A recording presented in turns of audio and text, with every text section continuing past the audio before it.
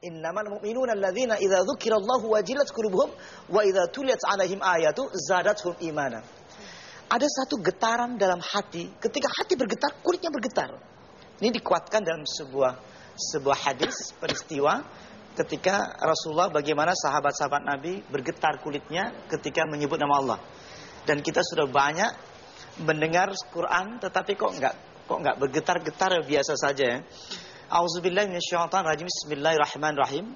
Ini sebuah tafsir diambil dari kitab Al-Baghawi. Wa qauluhu ta'ala taqsha'iru minhu juludul ladzina yakhshawna rabbahum. Jadi bergetar kulit, julud itu kulit yang takut kepada Allah. Jadi orang yang takut kepada Allah itu pasti bergemetar kulitnya. Ketika berdiri karena di hadapannya Allah, maka gemetar kulitnya. Ibaratun, yaitu diibaratkan an qafi sya'ril insan indama yudakhiluhu khaufun. Ini sebagainya ada satu perasaan yang masuk ke dalam hatinya, sebuah rasa takut ketika sholat itu. Walayinul qalb, jadi ada tiba-tiba berubah menjadi suatu ketenangan ansima'i dari ketika mendengarkan mau'izatin nasihat au zajri Qur'anin atau peringatan Al-Qur'an sebagai larangan-larangan Al-Quran wa nahwi dan yang lainnya. Wa hadhi alamatun, ini adalah satu tanda wa faz'ul ma'na mukhsyi'in. Jadi ada satu alamat tanda munculnya makna-makna yang mengkhusyukkan dalam Al-Quran fi qalbis sami', jadi yang dirasakan oleh hati orang yang mendengarkan.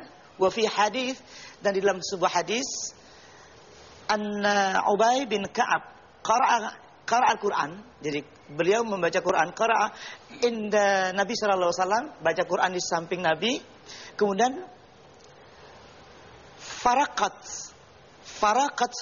faraqatil qulub, maka tiba-tiba tenangnya menjadi sangat hening. Tiba-tiba suasana sangat hening sekali. Maka Rasulullah berkata, faqala Rasulullah sallallahu alaihi wasallam, irtadimu du'a, segera berdoa, inda riqa, ketika ada suatu ketenangan, fa innaha rahmah. Ketika dia baca Quran, tiba-tiba terdengar suasana keadaan tenang sekali. Kata Nabi, igtanimud du'a, segera berdoa, indar riqati, ketika keadaan sangat hening. Fa innaha rahmah, dan itu adalah suatu rahmat dari Allah Subhanahu wa taala. Wa qala Al-Abbas bin Abdul Muttalib, qala Rasulullah sallallahu alaihi wasallam, manik sa'arra juluduhu min khasyatillah, barang siapa yang kulitnya gemetar.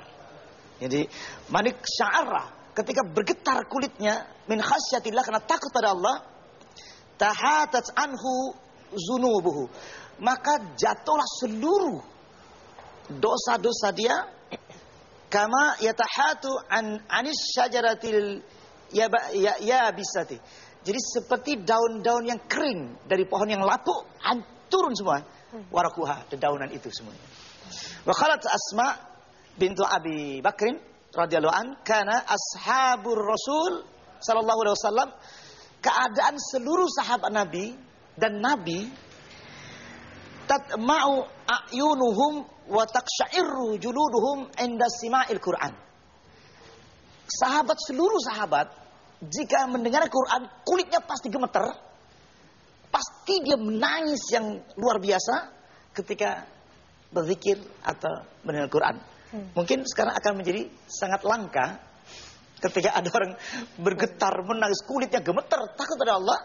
Dan itu yang terjadi. Kemudian itulah diantaranya dijelaskan. Tsumma talinu juluduhum wa qulubuhum ila dzikrillah. Kemudian menjadi lunak, tenang sekali ketika ia menyebut nama Allah.